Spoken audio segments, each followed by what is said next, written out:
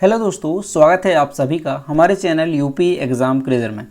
दोस्तों, आज के वीडियो में हम 24 अगस्त से संबंधित उत्तर प्रदेश के सभी एग्ज़ाम्स के लिए मोस्ट इम्पॉर्टेंट करंट अफेयर के क्वेश्चंस को डिस्कस करेंगे और हर एक क्वेश्चन से रिलेटेड आपको फैक्ट भी बताएंगे।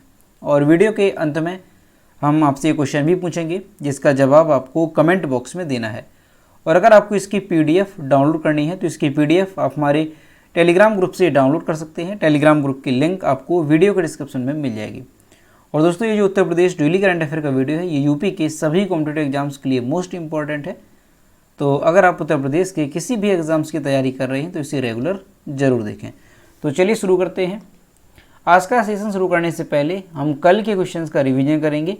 कल का पहला क्वेश्चन है, हाल ही में किसे मुख्यमंत्री योगी आदित्यनाथ का शिक्षा सलाहकार नियुक्त किया गया? इसका जो करेक्ट आंसर है वो है option number B, Dhirendra Pal Singh को। अगला क्वेश्चन है, हाल ही में पेटीएम के MD और CEO के रूप में किसे नियुक्त किया गया? तो अभी जो है विजय शेखर शर्मा को फिर से पेटीएम का MD और CEO नियुक्त किया गया। दोस्तों, साल 2021 की अगर आपको PDF ई बुक डाउनलोड करनी है तो इसकी लिंक आपको वीडियो के डिस्क्रिप्शन में मिल जाएगी, वहाँ से आप इसकी PDF ई बुक डाउनलोड कर सकते हैं। इसके साथ ही अगर आपको उत्तर प्रदेश करंट अफेयर की लास्ट 6 मंथ की PDF ई बुक डाउनलोड करनी है तो इसकी लिंक भी आपको वीडियो के डिस्क्रिप्शन में मिल जाएगी, तो वहाँ से आप ये दोनों PDF ई बुक डाउनलोड कर सकते हैं। और दोस्तों, अगर इसे डाउनलोड करने में कोई प्रॉब्लम होती है तो साइट पर आपको व्हाट्सएप नंबर और ईमेल मिल जाएगा जिस पर आप कॉन्टैक्ट कर सकते हैं। अगला क्वेश्चन है, भारत की पहली अंतरिक्ष वेधशाला किस राज्य में स्थापित की जाएगी? तो जो भारत की पहली अंतरिक्ष वेधशाला है ये उत्तराखंड में स्थापित की जाएगी। अगला क्वेश्चन है, हाल ही में भारत की पहली स्वदेशी निर्मित हाइड्रोजन ईंधन सेल बस का शुभारंभ किसने किया? ध्यान रखेंगे, हाइड्रोजन ईंधन सेल बस है ये पहली स्वदेशी निर्मित। तो इसका जो शुभारंभ है वो किया है केंद्रीय मंत्री जितेंद्र सिंह ने। अगला क्वेश्चन है, हाल ही में विदेश मंत्री डॉक्टर S जयशंकर ने किस देश में महात्मा गांधी की प्रतिमा का अनावरण किया? तो पराग्वे जो कंट्री है वहाँ पर जो विदेश मंत्री हैं डॉक्टर S जयशंकर, उन्होंने महात्मा गांधी की प्रतिमा का अनावरण किया है। अगला क्वेश्चन है, हाल ही में किस राज्य के पहले आदिवासी उपन्यासकार नारायण का निधन हो गया? तो अभी जो है जो ये आदिवासी उपन्यासकार हैं नारायण, तो ये थे केरल के उपन्यासकार। अगला क्वेश्चन है, हाल ही में अंडर-20 विश्व चैंपियनशिप में गोल्ड मेडल जीतने वाली पहली भारतीय महिला पहलवान कौन बनी? तो ये बनी है अंतिम पंघाल। अगला क्वेश्चन है, हाल ही में 23वीं केंद्रीय क्षेत्रीय परिषद बैठक की आयोजन कहाँ पर किया जाएगा? कहाँ पर इसका जो आयोजन है वो किया गया? जो 23वीं केंद्रीय क्षेत्रीय परिषद थी उसकी बैठक का, तो इसका जो आयोजन है वो किया गया था भोपाल में। ऑप्शन नंबर सी इसका करेक्ट आंसर है। अगला क्वेश्चन है, हाल ही में अब्दुल गफ्फार नाडियाडवाला का निधन हो गया, ये किस क्षेत्र से संबंधित थे? तो ये जो है एक फिल्म निर्माता थे। ऑप्शन नंबर ए इसका करेक्ट हो जाएगा। तो दोस्तों, ये थे कल के क्वेश्चंस जिसका हमने रिवीजन किया। अब हम शुरू करते हैं आज का सेशन। आज का पहला क्वेश्चन है, इंटरनेशनल काउंसिल ऑफ एयरपोर्ट्स की सर्वे के अनुसार देश का कौन सा एयरपोर्ट यात्री सुविधा में शीर्ष पर रहा? तो इसका जो करेक्ट आंसर है वो है option number A, Varanasi airport. दोस्तों, हमारे प्रदेश में जो डिस्ट्रिक्ट है वाराणसी, तो यहाँ पर एक एयरपोर्ट है, एक हवाई अड्डा है, अंतर्राष्ट्रीय हवाई अड्डा। तो ये जो है पूरे देश में इसने पहला स्थान हासिल किया है। किस मामले में किया गया है? तो यात्रियों की सुविधाओं के मामले में, यात्री सुविधाओं के मामले में जो है वाराणसी का एयरपोर्ट है। कौन सा एयरपोर्ट है? तो ध्यान रखेंगे, बाबतपुर स्थित, बाबतपुर एक जगह यहाँ पर ये स्थित है, लाल बहादुर शास्त्री अंतर्राष्ट्रीय एयरपोर्ट। तो ये जो एयरपोर्ट है इसने पूरे देश में पहली रैंकिंग पाई है किसमें? यात्री सुविधाओं के मामले में। तो ये ध्यान रखेंगे आप, आपके लिए काफ़ी इंपॉर्टेंट है। International council of airports survey report में, ठीक है, ये रिपोर्ट जारी की गई है किसके द्वारा? तो इंटरनेशनल काउंसिल ऑफ एयरपोर्ट सर्वे ये रिपोर्ट है। तो ये जो रिपोर्ट है इसके अनुसार अप्रैल से जून माह में देश के प्रमुख 13 हवाई अड्डों में जो बाबतपुर एयरपोर्ट है इसे 4.96 रेटिंग मिली और इसी के साथ ये जो है पहले स्थान पर रहा। वहीं अगर बात की जाए कि दूसरे स्थान पर कौन सा एयरपोर्ट रहा, तो रायपुर एयरपोर्ट ये 4.93 रेटिंग के साथ दूसरे स्थान पर, और जो गोवा एयरपोर्ट है ये तीसरे स्थान पर रहा 4.93 रेटिंग के साथ। तो यहाँ से आपको क्या याद रखना है कि यात्री सुविधाओं के मामले में पूरे देश में जो पहला स्थान मिला है अंतर्राष्ट्रीय हवाई अड्डा को, किसे मिला है? तो ये मिला है वाराणसी स्थित बाबतपुर में जो स्थित है लाल बहादुर शास्त्री अंतर्राष्ट्रीय एयरपोर्ट, इसे जो है पहला स्थान मिला है देश भर में। अगला क्वेश्चन है, बैंकों द्वारा अनुमोदित परियोजनाओं की कुल लागत में उत्तर प्रदेश किस स्थान पर है? तो उत्तर प्रदेश जो है इसमें दूसरे स्थान पर है। दोस्तों आरबीआई के अनुसार एक रिपोर्ट जारी हुई, आरबीआई का एक लेख जो है अभी सामने आया, तो उससे ये पता चला कि वित्त वर्ष 2022 में बैंकों और वित्तीय संस्थानों द्वारा स्वीकृत परियोजनाओं की कुल लागत में जो राजस्थान है ये देश में पहले स्थान पर है। यानी ये जो राजस्थान है यहाँ पर जो है हिस्सेदारी सबसे अधिक है। राजस्थान ये लगातार 2 वर्षों से शीर्ष स्थान पर बरकरार है। वहीं जो हमारा उत्तर प्रदेश है ये दूसरे स्थान पर रहा, और इसके बाद बात करें तो ये आया है गुजरात जो कि तीसरे स्थान पर है। दोस्तों ये जो लेख प्रस्तुत किया गया आरबीआई का, तो इसका जो शीर्षक है वो क्या था?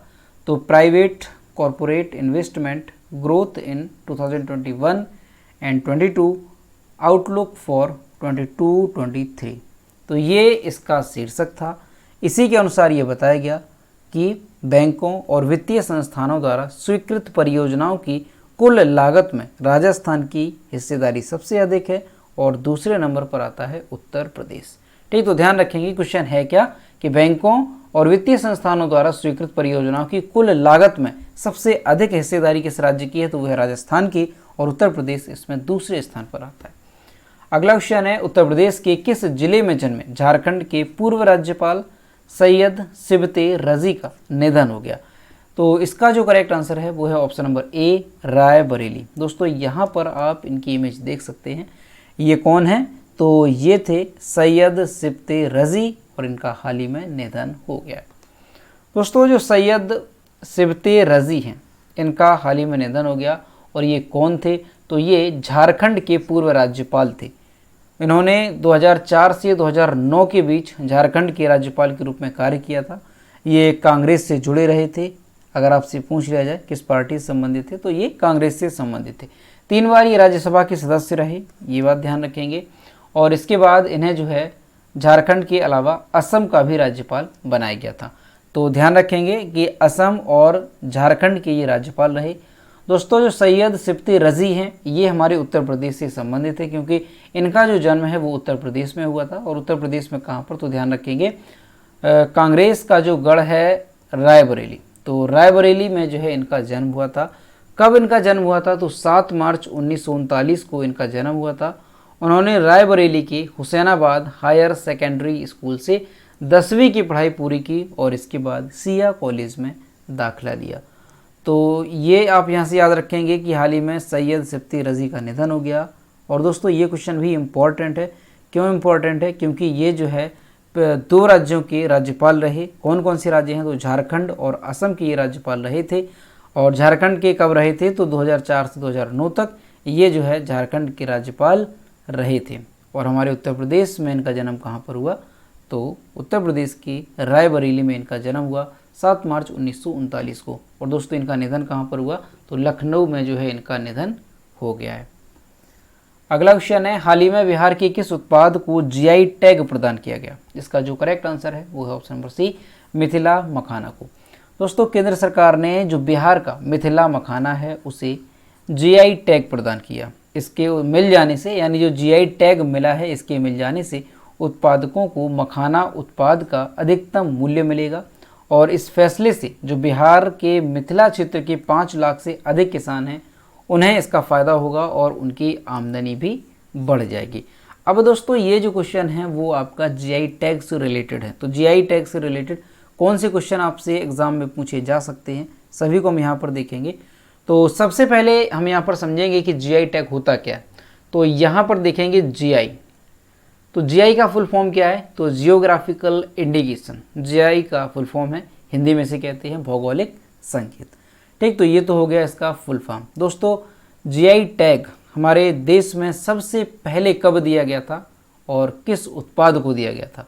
Most important question. तो ध्यान रखेंगे जो पहला जीआई टैग है, पहला जो जीआई टैग है ये दिया गया था, किसे दिया गया था? तो ध्यान रखेंगे आप साल 2004 में, साल 2004 में ये दिया गया था और दिया गया था दार्जिलिंग की चाय को। ठीक, ध्यान रखेंगे आप यहाँ पे दार्जिलिंग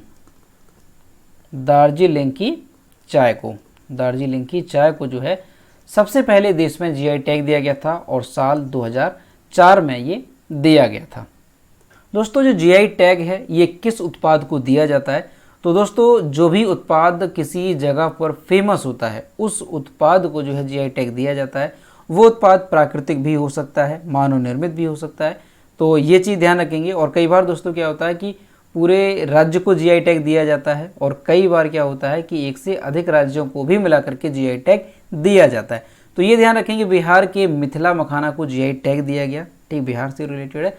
और दोस्तों जीआई टैग होता क्या है? तो होता क्या है कि एक सर्टिफिकेट होता है और जो सर्टिफिकेट है वो जिस उत्पाद के लिए दिया जाता है और जिस जगह के लिए दिया जाता है तो वहीं के लोग जो है उसे इस्तेमाल कर सकते हैं।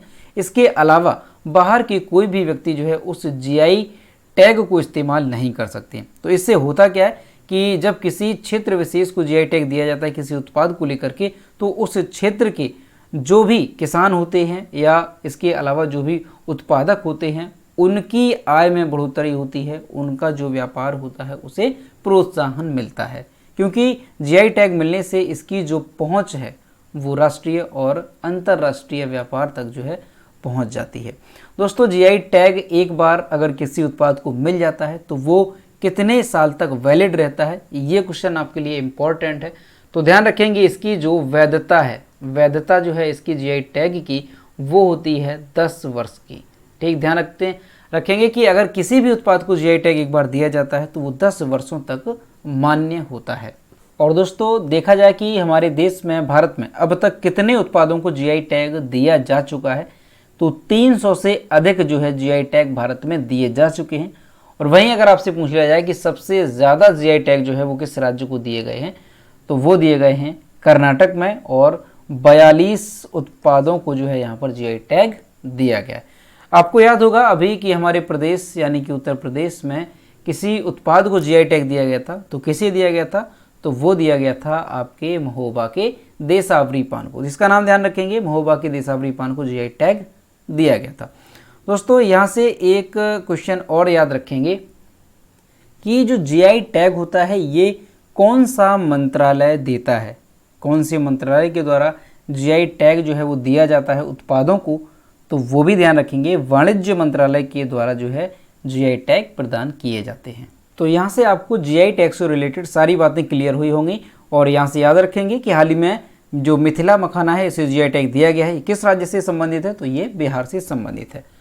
अगला क्वेश्चन है, हाल ही में देश के पहले हर घर जल प्रमाणित केंद्र शासित प्रदेश कौन बन गए?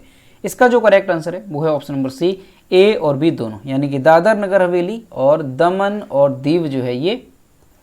और यहाँ से ध्यान रखेंगे दादर नगर हवेली और दमन और दीव ये एक केंद्र शासित प्रदेश है। तो यहाँ पर ये कंफ्यूज मत होना कि अलग अलग ये केंद्र शासित प्रदेश हैं। ठीक है, तो ये केवल एक केंद्र शासित प्रदेश है, पहले ये दो थे लेकिन इनको जो है अभी एक कर दिया गया। दोस्तों जो दादर नगर हवेली, दमन और दीव ये एक केंद्र शासित प्रदेश है, तो ये जो है देश का पहला हर घर जल प्रमाणित केंद्र शासित प्रदेश बन गया है। दोस्तों ये जो केंद्र शासित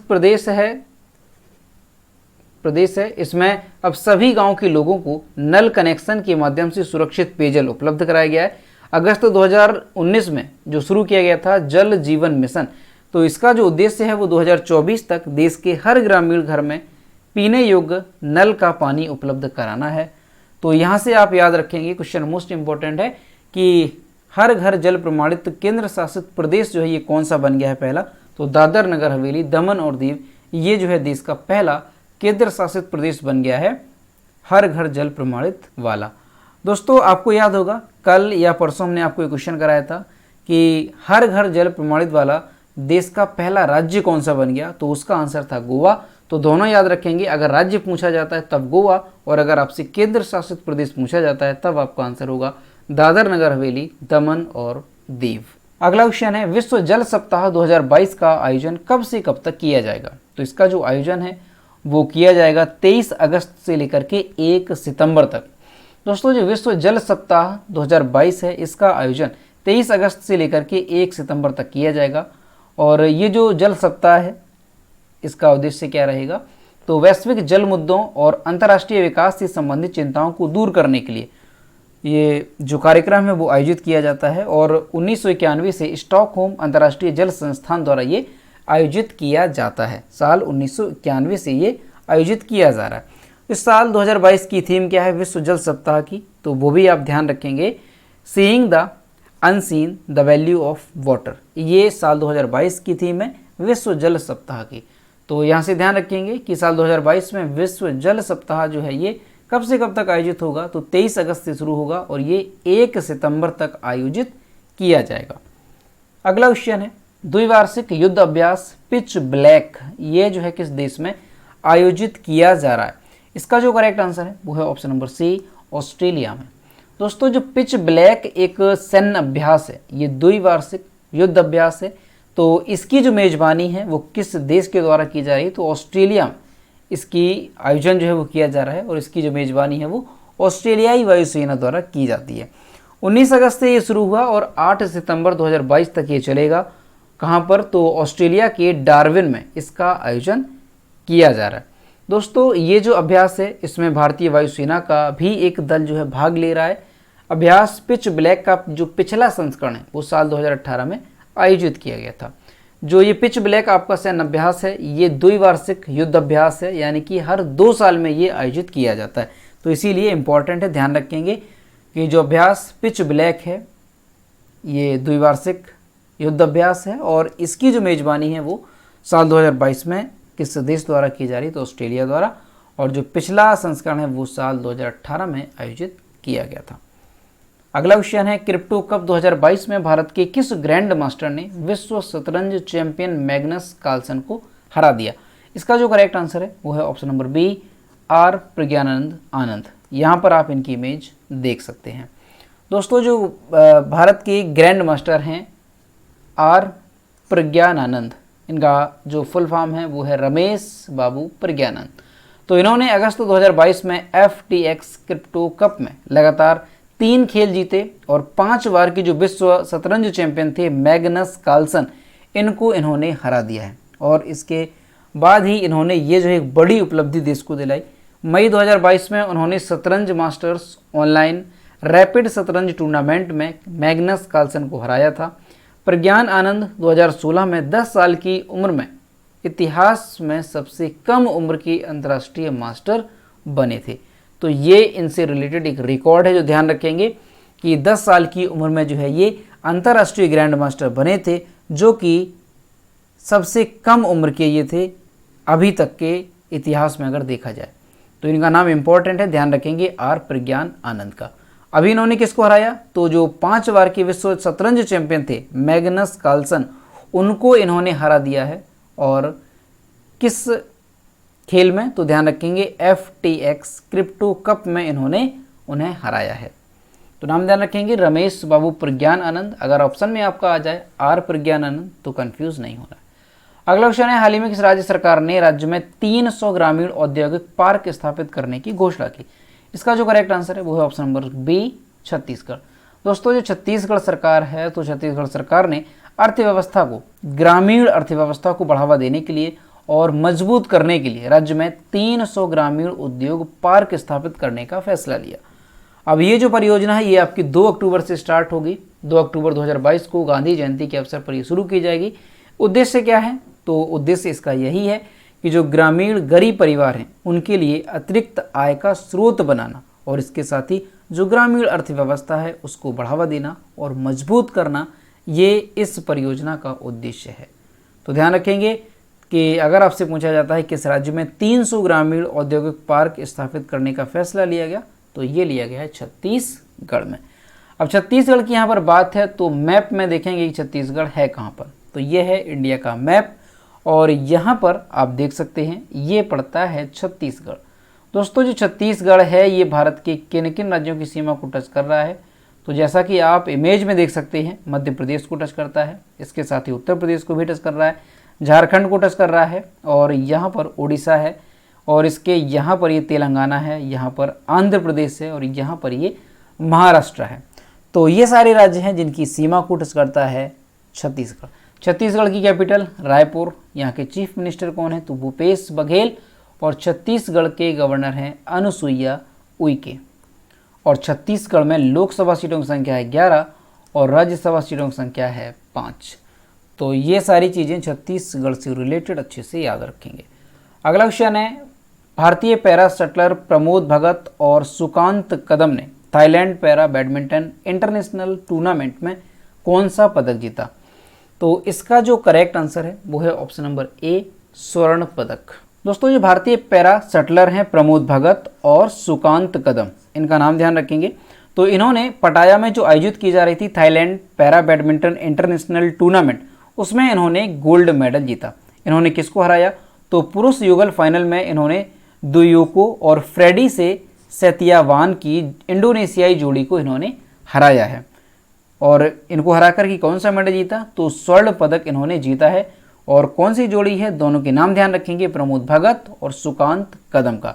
दोस्तों जो Thailand para badminton international tournament है, इसमें भारत ने कुल मिलाकर के कितने पदक जीते? तो ध्यान रखेंगे आप, इसमें भारत ने कुल मिलाकर के 17 पदक जीते, जिनमें से 4 स्वर्ण हैं, 5 रजत हैं और 8 कांस्य पदक है। और ये जो आपका टूर्नामेंट था ये 20 अगस्त को, ध्यान रखेंगे 20 अगस्त को ये जो है संपन्न हुआ है, 20 अगस्त 2022 को। तो दोस्तों यही थे 24 अगस्त से संबंधित उत्तर प्रदेश के सभी एग्जाम्स के लिए मोस्ट इंपॉर्टेंट करंट अफेयर के क्वेश्चन जो कि हमने डिस्कस किए। अब हम देखते हैं कल की वीडियो को क्वेश्चन जो हमने आपसे पूछा था। तो ये रहा कल की वीडियो को क्वेश्चन जो हमने आपसे पूछा था कि मध्य प्रदेश का कौन सा शहर पूर्ण रूप से कार्यात्मक साक्षर बना। इसका जो करेक्ट आंसर था वो ऑप्शन नंबर सी था, मंडला। और लगभग सभी स्टूडेंट्स ने इसके सही जवाब किए। और मैं आपसे हर रोज़ कहता हूँ कि जो भी क्वेश्चन आपसे पूछा जाए तो सभी लोग क्वेश्चन का आंसर जरूर किया करो। तो ये रहा आज का क्वेश्चन, कौन सा राज्य देश की पहली शिक्षा टाउनशिप विकसित करने जा रहा है? इसका जो भी करेक्ट आंसर है वो आपको कमेंट बॉक्स में बताना है। और दोस्तों सभी लोग क्वेश्चन का आंसर जरूर किया करो। तो अगर वीडियो पसंद आया है तो वीडियो को लाइक करें, अपने दोस्तों के साथ शेयर करें। और अगर अभी तक हमारे चैनल पर नए हैं तो चैनल को सब्सक्राइब करना ना भूलें। साथ ही बेल आइकन को भी प्रेस करें ताकि टाइम टू टाइम नोटिफिकेशन आप तक पहुंचता रहे। तो मिलते हैं नेक्स्ट वीडियो में। Thank you.